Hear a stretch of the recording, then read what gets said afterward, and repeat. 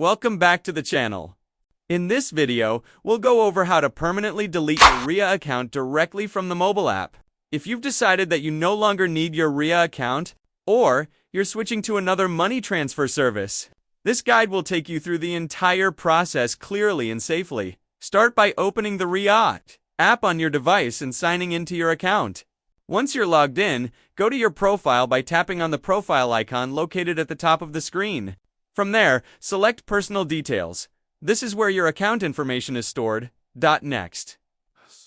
Scroll all the way down to the bottom of the page. You'll find an option labeled Delete Account. Tap on it, and Ria will ask you to confirm that you really want to close your account. Once you confirm, your account will be deleted before proceeding. Make sure you don't have any pending transfers or unresolved issues, as deleting your account will remove all access to your transaction history and saved information.